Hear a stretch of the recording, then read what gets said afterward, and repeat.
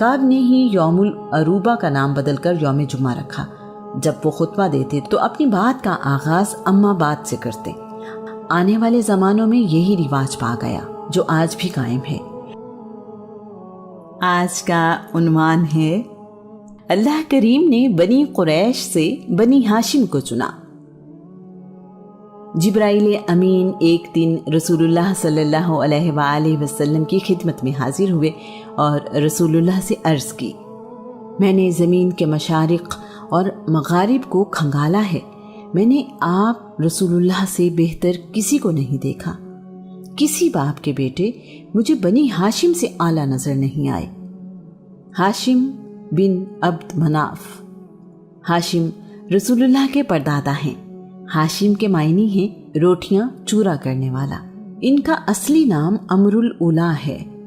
ہاشم بڑے وجیح، بہادر اور دانشمند تھے۔ اپنی سخاوت کے لیے بہت شہرت رکھتے تھے۔ ایک کامیاب تاجر تھے۔ اکثر اپنا مال تجارت فلسطین لے کر جایا کرتے تھے۔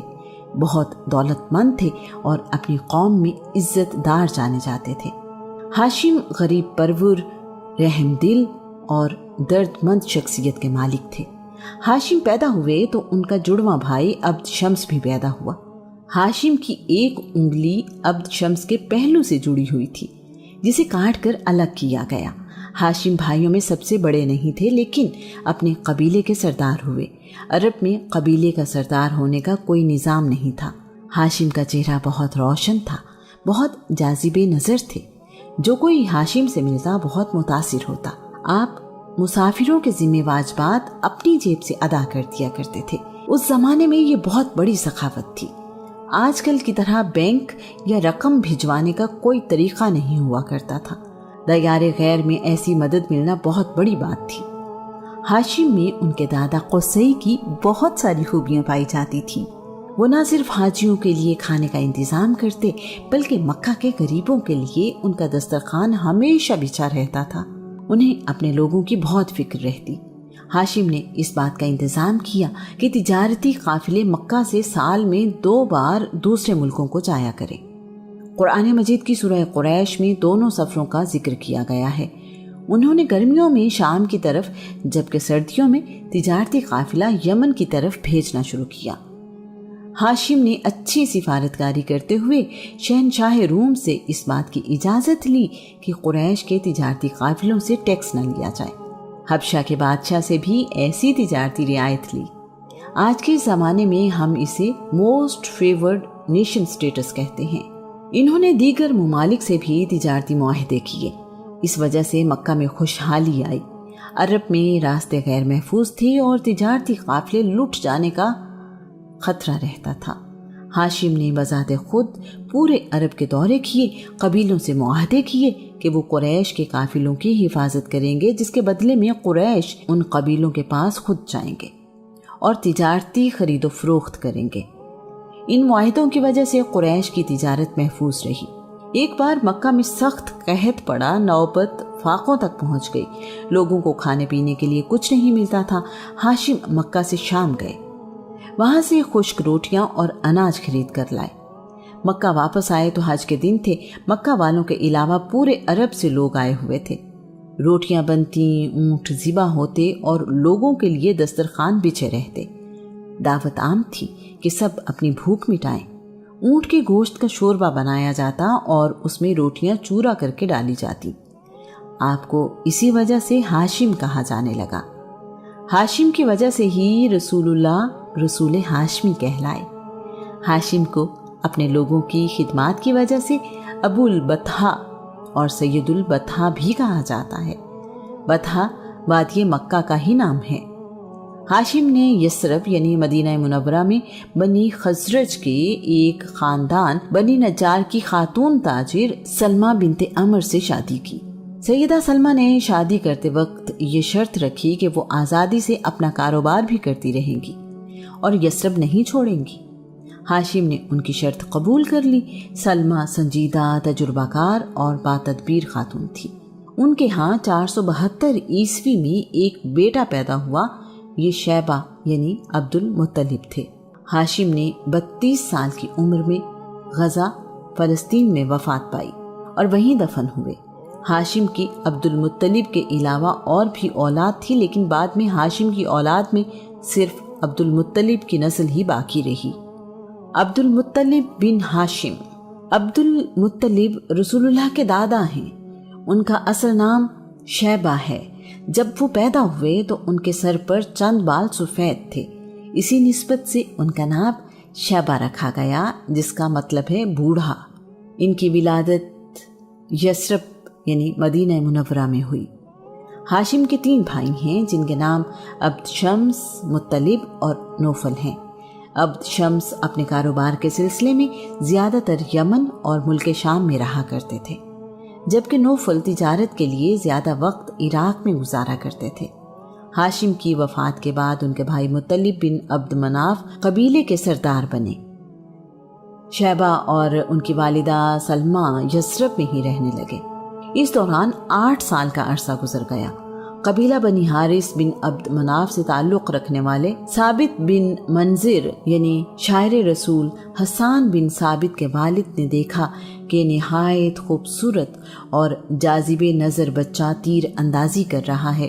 جب اس کا تیر نشانے پر جا کر لگتا تو فخریہ کہتا ہے، میں ہاشم کا بیٹا ہوں، بطحا کے سردار کا بیٹا۔ مکہ جا کر ثابت بن منذر اپنے دوست مطلب سے ملے اور ساری بات انہیں بتائی، ساتھ ہی کہا یہ مناسب نہیں کہ ہاشم کا بیٹا غریب الوطنی میں زندگی گزارے، اسے جا کر اپنے وطن واپس لائیے تاکہ وہ بھی اپنے باپ دادا کی زمین اور خاندان میں پلے بڑھے۔ مطلب نے جواباً کہا، میں ابھی یثرب جاتا ہوں اور اپنے بھتیجے کو لے کر آتا ہوں۔ شیبہ کو مکہ لانا آسان کام نہیں تھا۔ سیدہ سلمہ ایک کامیاب تاجر خاتون تھی، سمجھدار اور خوددار تھی۔ سلمہ کی اپنے بیٹے سے محبت، شیبہ کی یثرب میں پرورش، نانا کا خاندان اور اس شہر سے لگاؤ، سب اس میں رکاوٹ تھے۔ مطلب کی درخواست پر سیدہ سلمہ نے انکار کر دیا۔ مطلب 3 دن یثرب میں رکے رہے۔ آخر کار انہوں نے اپنی بھابھی کو قائل کر لیا۔ سلمہ نے خود تو مکہ آنے سے معذرت کر لی، لیکن بیٹے کے مستقبل کی خاطر مطلب کے ساتھ مکہ بھیج دیا۔ مطلب مکہ میں داخل ہوئے تو شیبہ ان کے ساتھ اونٹنی پر سوار تھے۔ آپ جدھر سے گزرتے لوگ پوچھتے، یہ کون ہے جو تمہارے ساتھ اونٹنی پر سوار ہے؟ مطلب جواب دیتے، یہ میرا عبد یعنی غلام ہے۔ مطلب اپنے گھر گئے تو بیوی کے پوچھنے پر بھی یہی جواب دیا۔ شیبہ کو نہلا دھلا کر نئے کپڑے پہنائے گئے۔ مطلب ان کو لے کر باہر آئے اور اعلان کیا، یہ شیبہ ہے، میرے بھائی ہاشم کا بیٹا۔ عبد المطلب یعنی مطلب کا غلام ایسا مشہور ہوا کہ شیبہ اسی میں گم ہو گیا۔ تاریخ انہیں عبد المطلب کے نام سے ہی جانتی ہے۔ ہاشم کی وفات کے بعد ان کی ساری ذمہ داری ہاشم کے چھوٹے بھائی مطلب نبھاتے رہے۔ عبد المطلب جوان ہوئے تو انہوں نے ہاشم کی جائیداد اور تمام مناصب اپنے بھتیجے عبد المطلب کے حوالے کر دیے۔ ہم اس بات کا ذکر ایسی زمین جہاں کوئی کھیتی باڑی نہیں میں کر چکے ہیں کہ بنی جرہم وقت گزرنے کے بعد اپنے وعدے پر قائم نہ رہے۔ انہوں نے زمزم کے چشمے پر قبضہ کر لیا۔ بنی جرہم کی حکومت تقریباً 450 سال تک مکہ پر رہی۔ مکہ آنے والے حاجیوں پر ان کا ظلم اور زیادتیاں بہت بڑھ گئیں تو اللہ کریم نے ان سے حکومت چھیننے کے انتظامات کر دیے۔ عبد المطلب سے 500 سال پہلے بنی جرہم، بنی اسماعیل اور بنی خزاعہ میں لڑائی ہوئی۔ اس وقت بنی جرہم کا سردار عمر بن حارث جرہمی تھا۔ بنی جرہم کو جب اپنی شکست یقینی نظر آئی تو انہوں نے کعبہ میں موجود نوادرات چشمہ زمزم میں پھینک دی۔ کعبہ میں موجود سونے سے بنے ہوئے 2 ہرن، قیمتی تلواریں، زرہ اور دیگر قیمتی سامان بھی چشمہ زمزم میں پھینک دیا۔ اس کے بعد انہوں نے چشمہ مٹی سے بند کر دیا۔ وہ نہیں چاہتے تھے کہ فاتح قبیلے اس چشمے سے فائدہ اٹھا سکیں۔ مکہ میں رہنے والوں کی 40 نسلیں اس دوران گزری۔ مکہ کے لوگوں کے ذہن سے زمزم کی یاد ہی مٹ گئی۔ عبد المطلب ایک رات حتیم میں سو رہے تھے کہ خواب میں کسی نے چشمہ زمزم ڈھونڈنے کو کہا۔ وہ ایسا خواب 3 رات دیکھتے رہے۔ انہوں نے 4تھی رات بھی ایسا ہی خواب دیکھا۔ عبد المطلب اپنا خواب یوں سناتے ہیں۔ میں نے خواب میں پوچھا زمزم کیا ہے؟ مجھے ہدایت دی گئی کہ زمزم آپ کے دادا اسماعیل کی میراث ہے، یہ پانی کا چشمہ ہے، اس کا پانی نہ تو ختم ہوتا ہے اور نہ ہی اس کی مرمت کی جاتی ہے، اس گھر کا حج کرنے والے اس سے پانی پیتے ہیں، یہ کعبہ کے اندر گوبر اور قربانی کے جانوروں کے خون کے درمیان کی جگہ میں واقع ہے، جہاں کالا کوا اپنی چونچے مار رہا ہے، چیونٹیوں کی بستی کے بالکل قریب۔ اسی خواب میں عبد المطلب سے کہا گیا یہ پانی تمہارے پینے کے لیے ہے اور تمہارے بعد تمہاری اولاد کے پینے کے لیے ہے۔ اگلی صبح عبد المطلب اپنے بیٹے حارث کو ساتھ لے کر یہاں پہنچے۔ اس وقت تک عبد المطلب کا ایک ہی بیٹا تھا۔ لوگوں نے عبد المطلب کا مذاق اڑایا۔ عبد المطلب کو احساس ہوا کہ ان کا ایک ہی بیٹا ہے تو انہوں نے 10 بیٹوں کے لیے دعا مانگی۔ کعبہ کے صحن میں جہاں جانوروں کی قربانی کی جاتی تھی اس کے قریب ہی ایک کوا مٹی میں چونچ سے کھدائی کر رہا تھا۔ اس کے پاس چیونٹیوں کا بل بھی نظر آیا۔ کھدائی کرنے کے لیے کدال ان کے پاس تھی۔ یہ کوئی آسان کام نہیں تھا۔ مکہ کے لوگ اس بات کے مخالف تھے، انہیں یہ سب بیت اللہ کی بے حرمتی لگتا تھا۔ عبد المطلب نے کسی کی پرواہ نہ کی اور اپنے بیٹے کے ساتھ کھدائی شروع کر دی۔ نرم مٹی ختم ہوتے ہی یہ کام اور بھی مشکل نظر آنے لگا۔ ایسا لگتا تھا کہ یہ کوشش بے معنی ہے۔ جب کھدائی کافی گہرائی تک ہو چکی تو پانی کی وجہ سے زمین کی سطح گیلی نظر آئی۔ قریش کے باقی قبیلے کامیابی قریب دیکھتے ہوئے مطالبہ کرنے لگے کہ پانی کا کنواں ہم سب کے باپ کا ہے، اس میں ہمیں حصہ دیا جائے۔ عبد المطلب نے صاف انکار کر دیا۔ انہوں نے کہا یہ اللہ کا مجھ پر انعام ہے، میں کسی اور کو اس میں شریک نہیں کروں گا۔ جھگڑا زیادہ بڑھا تو طے پایا کہ ہم کسی سے فیصلہ کروا لیتے ہیں۔ لڑائی سے بچنے کا واحد راستہ یہی تھا۔ قبیلہ بنی سعد بن حزیم کی کاہنہ کو حکم بنایا گیا۔ وہ ملک شام کی سرحد کے قریب رہتی تھی۔ اس تک پہنچنے کے لیے ایک لمبا اور صبر آزما سفر تھا۔ عبد المطلب اور قریش کے باقی قبیلوں کے نمائندے اس سفر پر نکل پڑے۔ 20 لوگ عبد المطلب کے ساتھ اور 20 لوگ دوسرے فریق کے ساتھ تھے۔ اس قافلے میں 40 لوگ شامل تھے۔ راستے میں عبد المطلب اور ان کے ساتھیوں کا پانی کا ذخیرہ ختم ہو گیا۔ پیاس نے تنگ کیا تو دوسرے فریق سے پانی مانگا، انہوں نے پانی دینے سے انکار کر دیا۔ یہ بڑی ہی پریشان کن صورتحال تھی۔ پیاس کی شدت موسم کی وجہ سے بہت زیادہ تھی۔ سفر جاری رہا۔ کچھ دیر بعد دوسرے فریق کا پانی کا ذخیرہ بھی ختم ہو گیا۔ اب صحرا میں زندگی کی امید نہ ہونے کے برابر تھی۔ وہیں قیام کیا گیا۔ اگلی صبح جب سفر کے لیے اونٹوں کو اٹھایا گیا تو عجیب ماجرا ہوا۔ عبد المطلب کے اونٹ کے پاؤں کے نیچے سے پانی کا چشمہ ابل پڑا۔ سب حیران تھے کہ صحرا میں پانی کا چشمہ۔ عبد المطلب اور ان کے ساتھیوں نے اپنی پیاس بجھائی۔ باقی راستہ طے کرنے کے لیے اپنے مشکیزے بھر لیے۔ عبد المطلب نے دوسرے فریق کو بھی پانی پینے اور ذخیرہ کرنے کی اجازت دی۔ پانی پینے اور ذخیرہ کر لینے کے بعد دوسرے فریق نے کہا عبد المطلب اب آگے جانے کی ضرورت نہیں، اگر اللہ تمہیں اس صحرا میں پانی کا چشمہ عطا کر سکتا ہے تو زمزم پر ہمارا دعویٰ درست نہیں، ہم اپنا دعویٰ واپس لیتے ہیں۔ تمام لوگ یہاں سے مکہ واپس آ گئے۔ عبد المطلب نے واپس آ کر چشمہ زمزم کی کھدائی دوبارہ شروع کر دی۔ چشمہ ظاہر ہو گیا تو ایک نئے جھگڑے نے سر اٹھا لیا۔ اس چشمے سے ملنے والے نوادرات، تلواریں اور سونے کے ہرن اب لڑائی کی وجہ تھے۔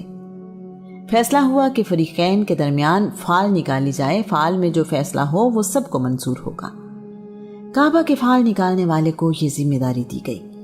تیروں پر کعبہ، عبد المطلب اور دوسرے قبیلے لکھ دیے گئے۔ زرد رنگ کے 2 تیر کعبے کے لیے، سیاہ رنگ کے 2 تیر عبد المطلب کے لیے اور سفید رنگ کے 2 تیر قریش کے لیے تھے۔ کعبہ کے لیے فال نکالی گئی تو فال سونے کے ہرنوں پر نکلی۔ سونے سے بنے ہوئے ہرن کعبہ کی ملکیت ہو گئے۔ باقی قوم کے لیے فال نکالی گئی تو تیر خالی نکلے۔ عبد المطلب کے لیے فال نکالی گئی تو نواد رات پر نکلی۔ عبد المطلب نے سونے سے بنے ہوئے ہرن پگھلا کر اسے کعبہ کا دروازہ بنوایا۔ یہ پہلا موقع تھا کہ کعبہ کا دروازہ سونے سے بنایا گیا۔ عبد المطلب پہلے شخص تھے جو مکہ سے 5 کلومیٹر دور غار ہرا میں جا کر عبادت کرنے لگے۔